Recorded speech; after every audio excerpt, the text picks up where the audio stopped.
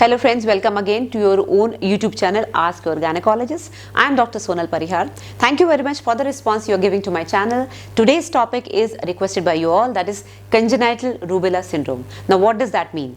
Congenital means anything which is acquired inside the mother's womb. So when the lady is pregnant and she passes on some infection to the fetus, to the baby through the placenta, then it is called a congenital infection.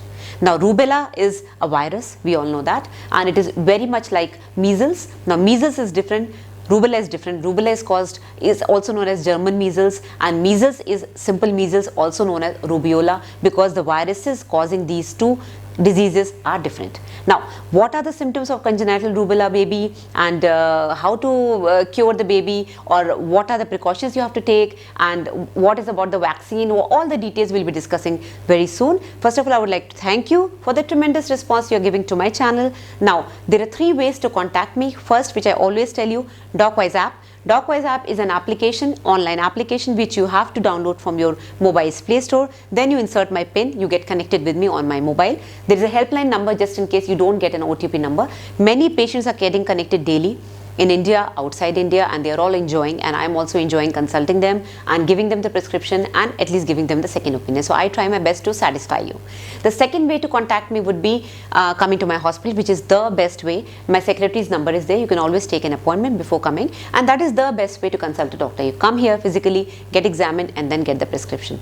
The third way to get an answer, for a quick answer, would be whenever I go live on this channel and the other channel, Dr. Sonal's Answers, I always answer the questions which are asked by you in the previous video, in the previous videos, or whenever I put a community post, you type a question. So these are the questions I am going to answer in the live session. So people who are writing their questions when I am talking, I do not read those questions because it is just not possible. So there you have a chance to ask a question there and then. When you type in the super chat session and pay some money to the YouTube, your question flashes in the blue block, and that is the time when I answer that question, because I can see it clearly, and it can be a short question or a long question. It depends upon how much you are spending, right? So these are the 3 ways to contact me.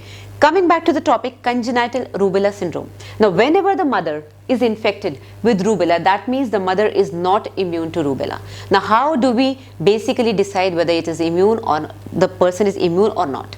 Now I just a couple of months back, I have uploaded a video, torch positive, rubella positive. What does that mean? So that was basically to clear the confusion. What is the difference between IgG and IgM? Why people are reacting to negative torch reports? They are taking it as positive and unnecessarily going through unnecessary antibiotics and treatment. So please go through that video first, and then you can understand what I am trying to tell you now. Now if the mother is not immune, that means her IgG is low.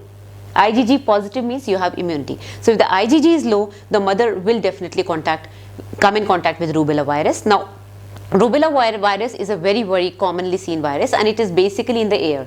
So how does it spread? It spreads from the contacts. The people who are infected with rubella, they will have cough, they will sneeze, and the water droplets which are getting expelled from their body, they are floating in the environment. And whenever a person who is susceptible to rubella inhales those droplets, so it is a contagious infectious disease just like tuberculosis. So if it enters the pregnant woman and she gets infected, then sometimes this virus will be transferred from the mother to the fetus and will lead to congenital rubella. Now what does this do to the baby? It can cause miscarriage, it can cause stillbirth, it can even cause preterm labor, and sometimes when the baby is born at term or whatever, at term or preterm, sometimes such babies will be affected because of the rubella. They will have congenital malformations which are very difficult to diagnose in ultrasound. In anomaly scan also they get missed because they are internal problems. Now what all problems can we suspect? Well, the rubella can actually affect the ear, so they can have hearing difficulties which cannot be diagnosed by ultrasound. They can have a cataract in the eyes. They can have problems in the lungs like pneumonia. They can have skin problems, skin ulcers, rashes. They can have problems in the heart. They can have infection in the blood.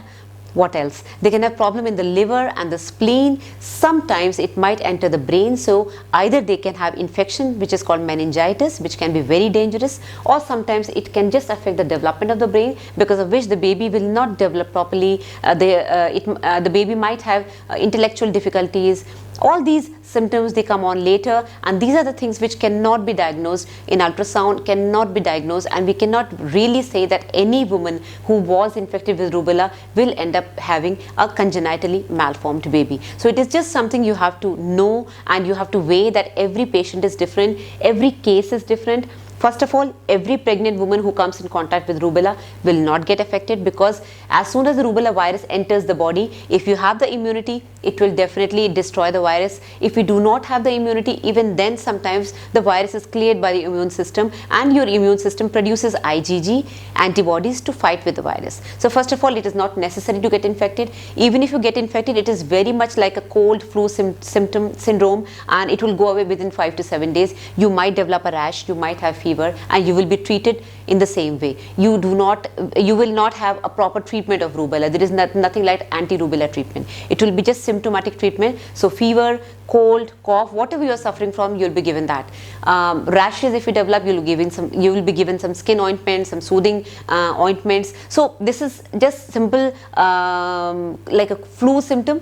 It is a virus, it causes cold flu symptoms, and it can be easily cleared off by the body. So every woman who gets infected will probably not develop congenital rubella, because she might just clear the virus, she might have symptoms, and it might not reach the baby, because the IgM antibodies which are produced by the person who gets infected and who is actually rubella positive, anybody who has IgM positive antibodies is considered to be rubella positive.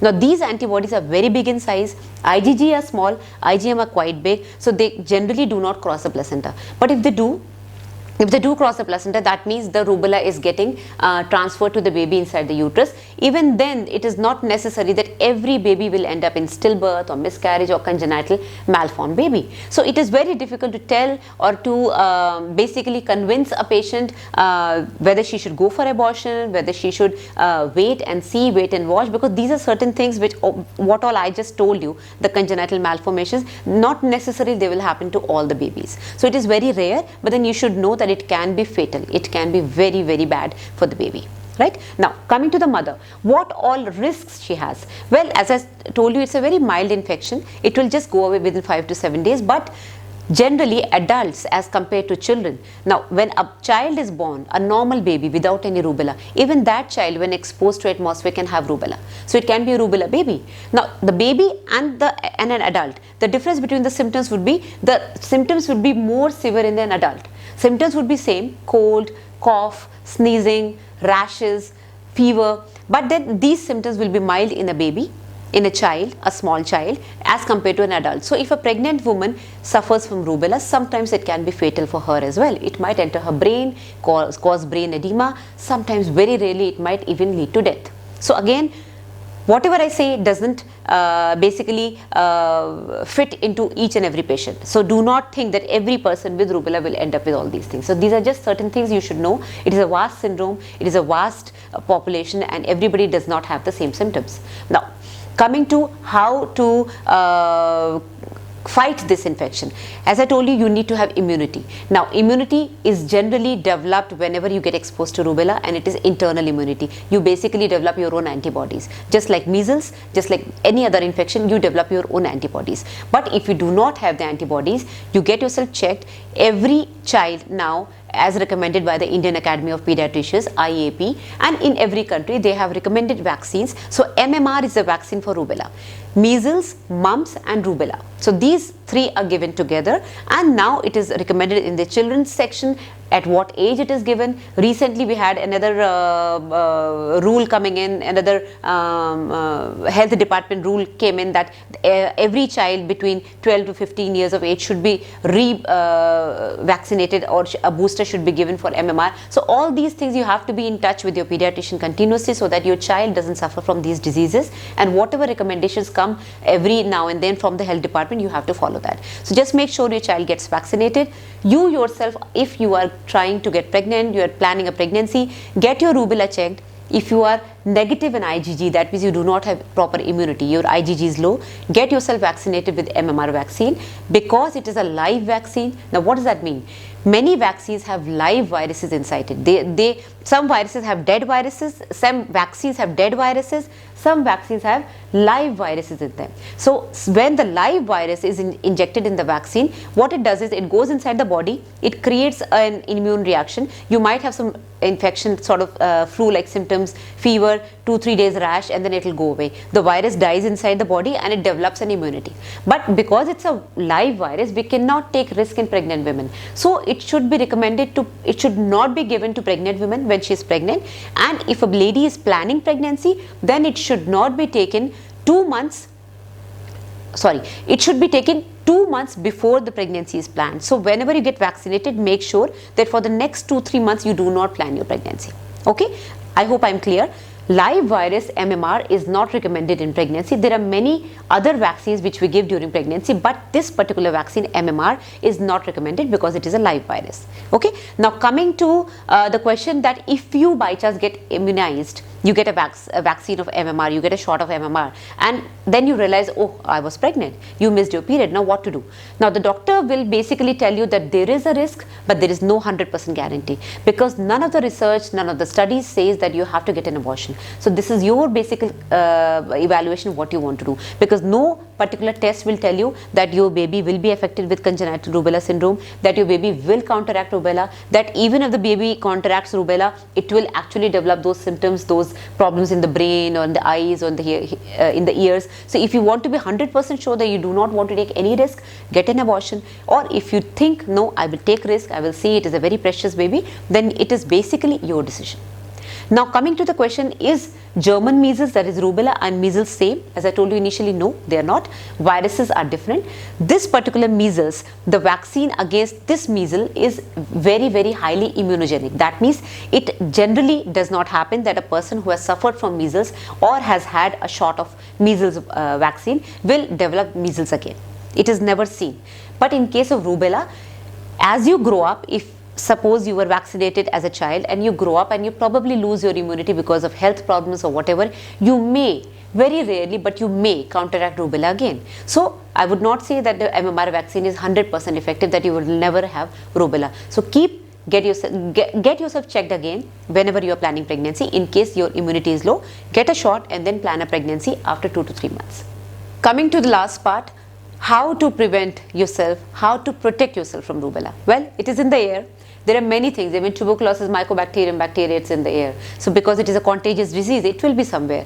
But first of all, get yourself vaccinated. If you are not vaccinated properly during the childhood, or if your immunity is low and you are planning pregnancy, make sure that any person who is positive for rubella does not come for work, and basically avoid such people around children. Say for example, you're working in a school and you know that one particular person who is in the staff is affected by rubella. Please try to tell him or tell her to stay at home at least 4 or 5 days after the rash develops, because whenever they develop a rash, that is the time when they are very, very infective. All the secretions of their body, whether it is coughing or sneezing or whatever, they will be secreting virus. So it takes around 4 to 5 days for rubella, a person who is positive with rubella, to become non-infective. So tell them to take care, take rest, and do not come to the school or to the working place, so that the children, the susceptible population, is protected. Vaccination, as I told you, is very important if you are not immune. And thirdly, whenever you are in contact with rubella, if the rubella has already entered your body, if you are positive, vaccination is not going to help. So many people have the myths that, oh, I got vaccinated, so hopefully my rubella will go away. No, if you are already exposed and you probably didn't know, you got a vaccine done and then you develop rubella symptoms, you will say, oh my God, the vaccine didn't work. It didn't work because you already had rubella inside you. So it will not fight the infection. It will just prevent the rubella virus to go in, because as soon as it goes in, the vaccine will fight against it and kill it. But if the rubella is already inside active, then the vaccine is not going to do anything, right? So that's it, guys. I don't think you need to know anything more than this. In case you have any question, my inbox is always open. You can type your question whenever I get time. I'll go live and answer your questions, right? So take care. Thank you very much. Please like my video, share my video, subscribe to my channel, and thank you for supporting me. Thank you very much. Bye-bye.